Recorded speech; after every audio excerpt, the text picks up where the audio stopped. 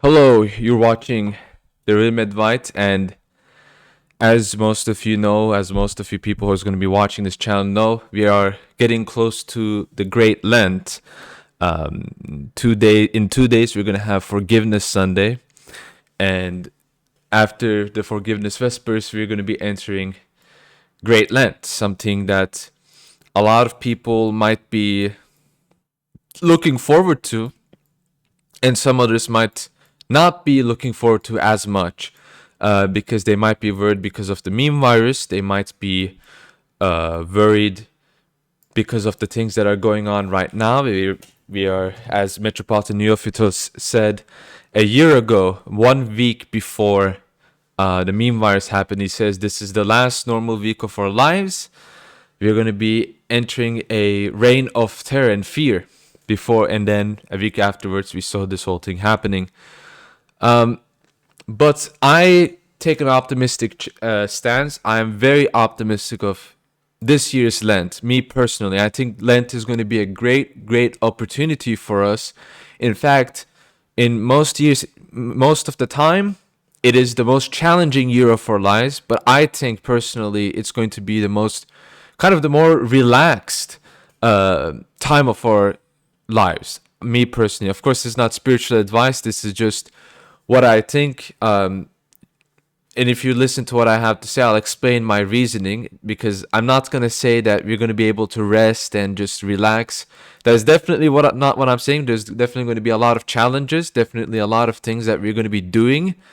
We're not just going to be relaxing and we're not just going to be happy, but I think it is something that we actually will be looking forward to when we enter it. And it is a great opportunity for all of us Orthodox Christians to live by this new reign of terror that we are living in, essentially. So as you can see, we went past a couple of the weeks, the Triodion weeks, the publican and Pharisee and whatnot. You can still participate in these weeks. After all, I mean, we shouldn't just be asking for forgiveness, or we shouldn't just be confessing or try to be humble on their specific days. It is, for I will say, and I don't even think this is really that controversial to say, it's better to ask for forgiveness, for example, in 364 days, except for Forgiveness Sunday, than to never ask for forgiveness and only ask for forgiveness on Forgiveness Sunday. It's better to just ask for forgiveness every day other than that. I'm not saying that, you can just do it every single day. I'm just pointing out that it's better to have these things internalized in you from the get-go, that these are not just things that you do specifically on their days, so you can still kind of participate in the other week on the other weeks.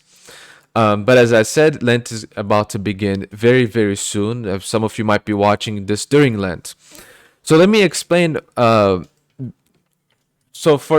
me explain first what Lent kind of is to a lot of the newcomers. Of course, not spiritual advice. Don't take this to the bank. You have your own priest that you can contact with. If you don't have a priest that you can contact with or anything like that, currently, you can always join the Orthodox Christian Discord. We have Father Deacon Ananias. We have Metropolitan Jonah.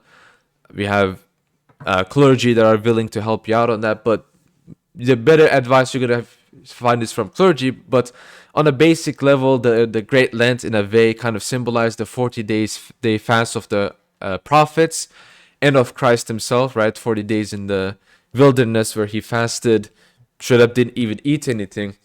And one of the questions that we can ask ourselves is, why do we even fast? Why do we even practice a lot of these things? So first of all, the Great Lent is more than just a fast, right? In fact, if you only use it for fasting and you don't pray and you don't do anything, you're fasting like the demons are, because the demons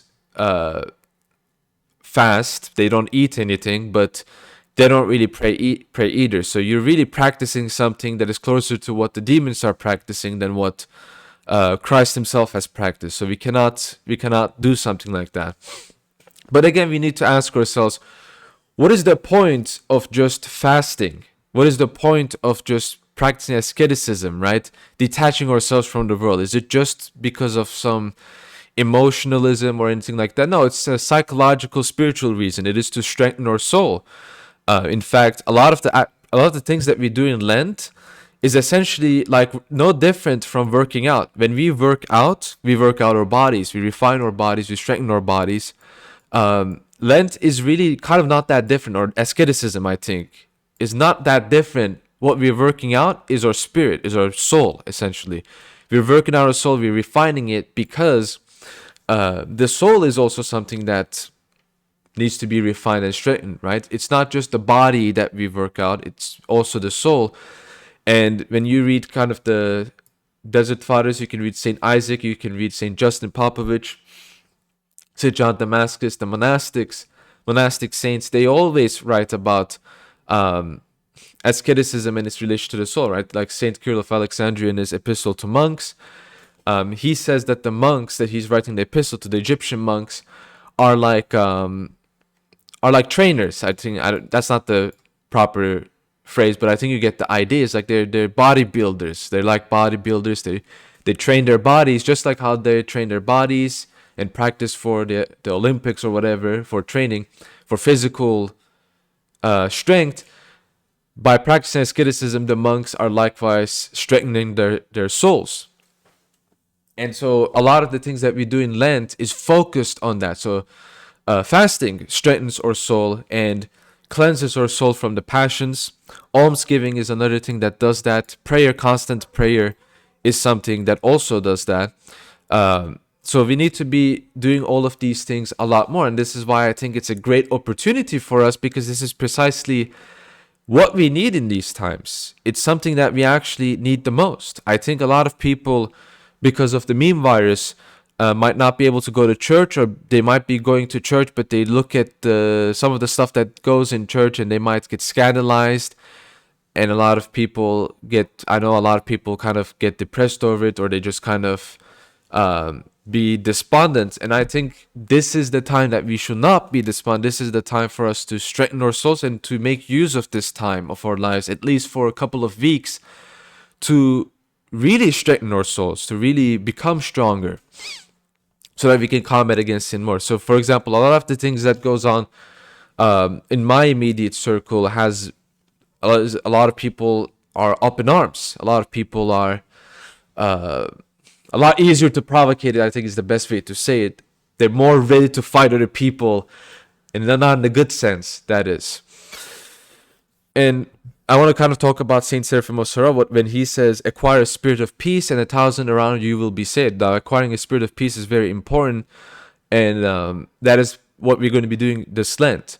And again, how we're going to be doing that, you shouldn't really be asking me. I can give you some ideas. I could tell you, pray more.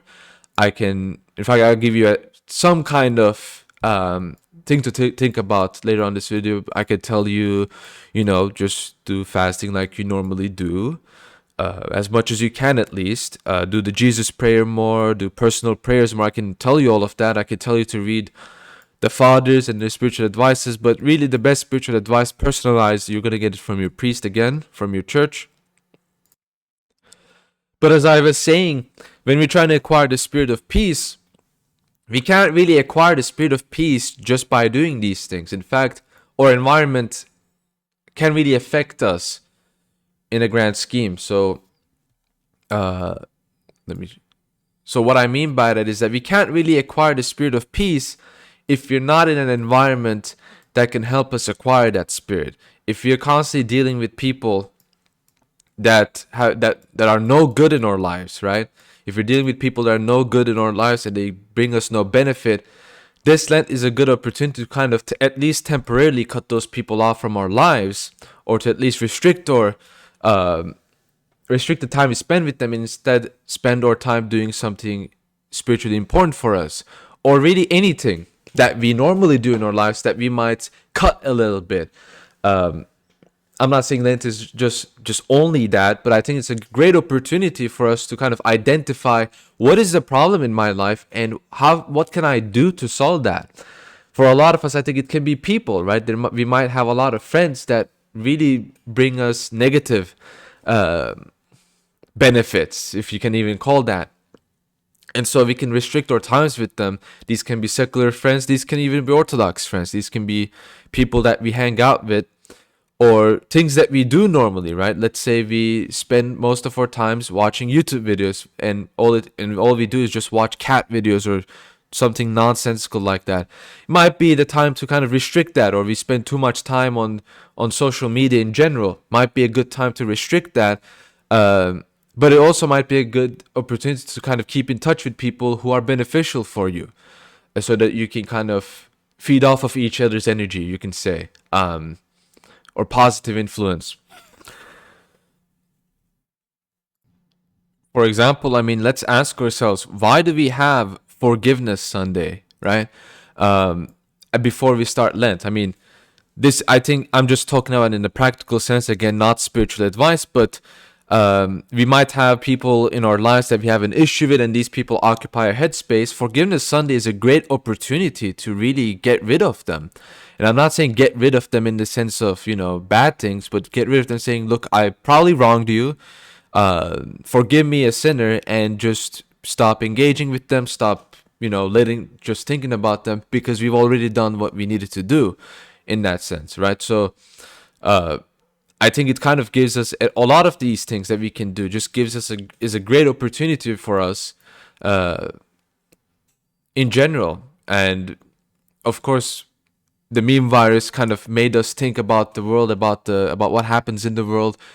Again, I'm not saying that we should just ignore everything that's going on in the world, right? Because although we're not of this world, we do live in this world. If you're not going to be doing anything of this, like for example, if you're a college student, you should probably work for your exams, right? You should probably work for your exams. If you're not gonna do that, if you're not gonna do anything in this world, then you might as be not in this world. You might as well join a monastery. Not making fun of you. It's just genuine thing for you to think about, and maybe it will be good for you. And if it doesn't work out, then maybe you're not as spiritually advanced as you thought you were, right? But even though we still have to, do our obligations, there are a lot of stuff that we do in our life when we self-examine ourselves. Yeah, that's very nice English, David. Thank you. When we examine ourselves, there's a lot of things that we do in regularly that are not good for us. Or think about fasting, for example, right? You might follow the rule of fasting to the letter, but for example, let's say that if you end up fasting, quote, the only food you are able to eat, maybe you have an eating disorder like I do or something like that, the only food you're able to eat is just trash junk food like French fries, right? I mean, just think about it. I mean, if the only food you're able to eat is going to be French fries or sunflower seeds or anything like that, then should you really be, fasting to the letter, or should you really adjust it after talking with your spiritual father and say, hey, this is the only thing I can eat or I can go by? And do I really have the strength to follow the fasting rule to the letter, or should I capitulate and just do some, still fast? It's just a bit less. A lot of people kind of have that issue, right? So, as I said, like I do. And this can be, for example, maybe you can't really live life without watching your favorite show. You just can't go through without watching it. Sure, you can watch that, but you might also be watching a lot of other stuff that, you don't really need to. You just do it to waste time. So fill your time doing edifying stuff and stuff like that.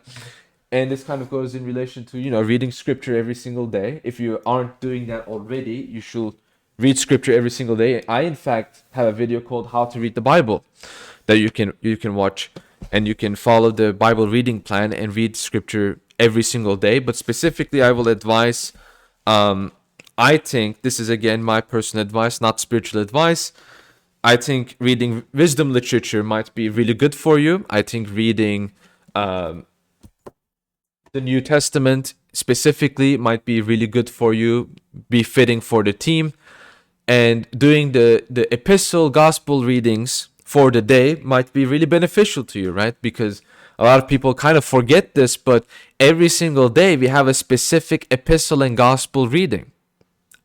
I think reading them will be very good for us and it will be very beneficial to us. If you aren't doing that already, we should be doing that. And finally, the final thing I want to say is that if you are someone who cannot go to church for whatever reason, um, then there is something that you can do that at least kind of uh, resembles liturgy, and that is the typical service, right? A typical service, to my knowledge, is something that I think the best way to explain it is that it's a service you do without a priest that is present. You can do this in a church if the priest is not present there, but more often than not, because of the meme virus times, you're going to be stuck in your home. You can't go outside. Maybe interstate travel is banned because it's banned where I am. I cannot travel between different provinces on the weekends, which means I can't go to church even if I could drive to the nearest church, which is like 5 hours away from me by car, which is, drivable. It's just that interstate travel is banned. So what can I do, right? Or what can any one of us do who is stuck in our home? We can do typical services, right? If you've already been to liturgy a couple of times in your lives, it shouldn't be too difficult to follow for you, but it is something that is generally done when you cannot go to liturgy, when there's a liturgical service for that day or for that feast day or whatnot. So the website will be in the description below. You can follow Father John Whiteford's guide. Just type Father John Whiteford Typica, Typica or Ka, and it'll send you to Father John Whiteford's blog where there's a full-on guide and there's multiple different resources that you can do. And I think this is one of the big reasons why I say this is a great opportunity for a lot of us, is because with the typical services, if you're doing it alone, for example, you're going to be fulfilling all of the roles, right? You're not just going to be the reader, you're also going to be the chanter. And you don't have to chant, although you can try, but this can be a good opportunity for a lot of people to, instead of listening to secular music, you might listen to chants. And if you're someone who's living in the Anglosphere, you might be listening to English chants. And when you're doing the Typica, you might try to replicate those chants and do them yourself. And let's say there's going to be 1,000 people watching this video. If even 20 people end up taking up chanting as something that they do and end up just practicing that, the Western world is going to gain 20 chanters. That's actually pretty significant because there is a shortage of chanters in the English-speaking world, in the world of Orthodoxy. So again, this is going to be a great opportunity. I think a lot of people might learn something about themselves that they didn't know, and they will gain something, and they will gain something from a stronger soul. So again, practice the Christian virtues, read about the Christian virtues, what they even mean in the first place, learn why we even fast, listen to wise elders of our times, and read the church fathers who can help you on this journey. Read the scriptures, spend more of your time doing these things in general, and you will understand why this is such a great opportunity. Another final warning I want to give is that we're all going to be fighting against or big sins that plague us. And I will tell you that 99% of you will be failing at least once during this journey. You're going to be falling into a sin. You're not going to be perfect, okay? In fact, when you look at the kind of spiritual strength that people used to have, a lot of us are just very, very weak compared to them. I mean, the strongest laity of 2,000 years, 1,000 years ago. Sorry, I was messing up. I was basically saying the weakest men 1,000 years ago are still stronger than the strongest men that we have today in general. I'm not including the saints here. I'm talking about regular laity. If you actually read what people generally did, for example, Lent used to be for catechumens. It used to be this kind of a test for catechumens where they will be fasting for 40 days and they will be obeying the rules strictly. A lot of Christians don't really do that today. That's too much. The sort of stuff that people went through back then, today it will be way too harsh, and it just goes to show how weakened that we have become. And in a way, we can blame ourselves, but we can also say, well, it's the product of the environment we're in. We are in a spiritually weak area, right? And it is kind of the state, the places, and the state that we are in that kind of helps us understand what kind of spiritual state that we're in. For example, if you go to a monastery, like let's say Saint Anthony's monastery, you can do prayers a lot better there. You will be combating the demons a lot more, but the holiness of that place is going to, in a way, amplify your soul. And when you leave it, you're still kind of going to go back to default settings, back to where you used to be.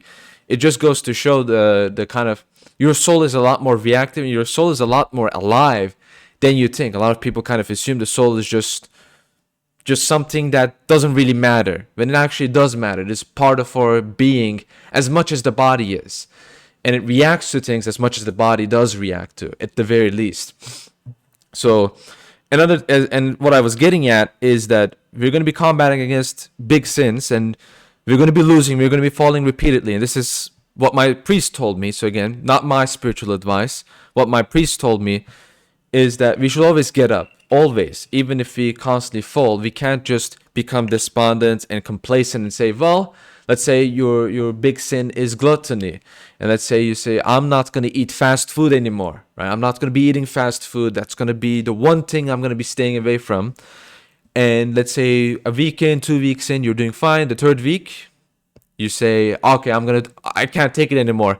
Got to eat my McDonald's, got to eat my Domino's. I can't take it anymore. And you just eat it for 3-4 days straight. You just eat junk food, and you just engage in gluttony. And after that, you're going to get your mind back. You're going to realize, oh my goodness, what have I done? You can't just say, oh, well, I might as well just give up, because I've already fallen behind my plan. We cannot have this kind of attitude. In fact, there's going to be still, for a lot of people, there's going to be a lot of things that people are going to be not doing during this Lent that they are supposed to, and they might just, get their minds back and realize, I've wasted 60% of my Lent not even doing important prayers, like the prayers that I was supposed to do. You still have time. Again, time is on your side. Even a single week can be very helpful for you. I had this myself. I remember not doing certain things that I was supposed to until the last 2-3 weeks, and I still did them, and they were still very beneficial for me, and very, very instrumental for my spiritual journey, in fact. And you have to just basically consider that. Never fall into despondency, always work hard, and never give up. You have to do this. And once you kind of get into the mood, once you kind of shut off the negative influences in your life, and I think this is the main opportunity for us, is that this is going to be a great time for us to kind of identify what the main issues that we are having in our spiritual life is, right? Aside from the meme virus, what is our biggest hindrance? It might be people, it might be something that we engage in constantly, or what are we even missing? Maybe we're missing a community, maybe we're missing guidance, right? I have an opportunity to talk with my priest, and I'm not spending enough time with him. Why am I not doing that? All of these things. And why am I not reading scripture? Last time I read scripture was 3 months ago. Why am I not reading scripture? You might ask yourself, for example.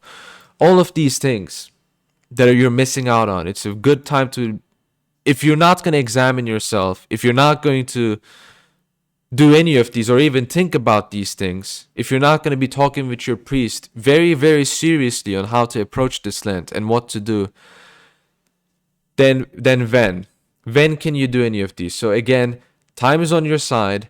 This Lent is a great opportunity for you, and we should be using it as much as we can. We're living in a terrible time. The demons are going to be full force. I'm not denying any of that. But it is a great opportunity for all of us to change this downtrend into an uptrend. Maybe, and yes, again, for a lot of people, this is going to be very depressive. Even for those going to church, it's going to be depressive. And we're going to be missing out on a very significant and important instrumental part of our Christian life, which is going to be the liturgy. And this is going to be because of irresponsible priests, irresponsible bishops, irresponsible clergy in general, or because of the government or whatever. No one is denying any of that. But again, as instrumental as it is, it's I consider this like people who ask themselves, why don't I have a wife? Why don't I have a girlfriend? And I always tell them, well, you have to become someone who people are going to want to listen, people want to pay attention to, and people are going to want to, women are going to want to marry with. Is this excessive effort that we have to take, is it just? Is it something that should be happening? No, definitely not. But, is it the only way that's going to actually do things and change things in our lives? Well, yes. And it's kind of how I see it. Is this excessive effort in our part? Is it really just? Do we deserve, in a sense, help from priests or bishops or elders? Yes, we do. But we can't just cry about spilled milk. We can't just cry about the stuff that we don't get. We have to be happy with what God gives us. And that is a lesson in humility. And if you're not humble, you will never learn anything. You will never show any growth. Humility is the forerunner of any growth. And this is the number one thing that you need to have. And this is, again, why we even have Forgiveness Sunday. Why is Forgiveness Sunday the starting point for our journey? It's the starting point for our journey because it is going to be it is going to be the week where we are able to reset, where we are able to forgive and ask for forgiveness of others, and to enter this Lent with a clean conscience. If we cannot do that, then we're just going to let the world pull us back. So again, bear in mind, everything I've said here, not spiritual advice.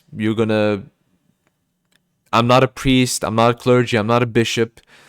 In fact, the priests, if you don't have them in real life, you can find them in Orthodox Christian Discord. We have Father Deacon Ananias, we have Metropolitan Jonah, we have even other clergy that occasionally come stop by. We have Metropolitan Jonah every Friday. We have Father Deacon Ananias praying with us pretty much every day, doing prayers and willing to help people that is in the server nearly every single day. So this is a great opportunity for us to make use of what we can have, right? I mean, it's very significant that we have numerous clergy that are able, that you can talk to, that are willing to help you online. You don't understand how significant this can be, considering even 2 years ago when this was a dream, that being able to contact a priest or even a bishop was a dream.